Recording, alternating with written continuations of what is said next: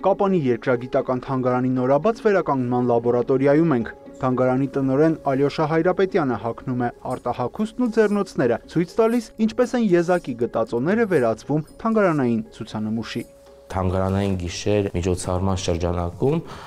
մեր թանգարանի, այսպես ասած, խորագիրը եղել է հնագիտություն հնից նոր, եւ մենք ներկայացրել ենք մեր մեկ ամսվա աշխատանքը, վերականգնման եւ ամրակայման աշխատանքը, այնտեղ վերականգնել ենք շուրջ 70 հնագիտական առարկա,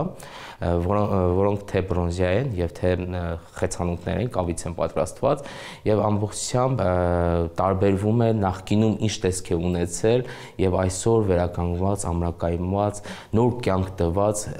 ինչպիսի տեսք ունեն նրանք։ Թանգարանը ստեղծվել է 1969 թվականին, ներկայում ցուցադրվում է Սյունիքի մարզի հնագիտական պեղումներից հայտնաբերված մոտ 1000 թանգարանային առարկա։ Տնօրենի խոսքով սրանք այն սակավաթիվ ցուցանմուշներն են, որոնք ներկայացվում են հանրությանը։ Թանգարանային ֆոնդում պահվում է մոտ 13000 նմուշ, որոնք եւս կրում են Հայաստանի հարավի պատմական դիմագիծը։ Հիմնականում թանգարանում առարկաները պահետերվում թե նվիրատվության եւ թե հնագիտական պեղումների ժամանակ հայտնաբերված առարկաների միջոցով։ Ուրախությամբ կարող եք ասել, մեծ թափ է ստացել Սյունիքում, հատկապես Կապանում հնագիտական պեղումները եւ օրինակ Արծվանիկի Պոչամբարի տարածքում ունենք Բաղաբերդ ամրոցում է 2024 թվականին իրականացվել պեղումներ, բացառիկ պեղումներ է սկսվել նաեւ Կապան ամրոցում, որը նոր է բացահայտվել 2024 թվականին պեղումներ է իրականացվել եւ այս պայմանությամբ Բաղաբերդի հայտնաբերված որոշակի հնագիտական առարկաներ գտնվում է Երևանում, վերականգնումից հետո կտեղափոխվեն Կապան, իսկ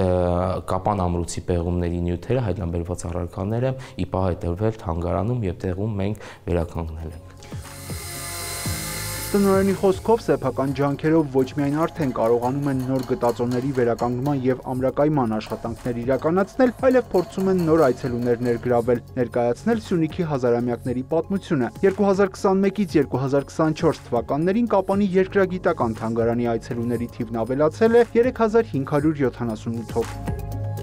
Յուրա Վահանյան, Դավիթ Մաչկալյան, լուրեր։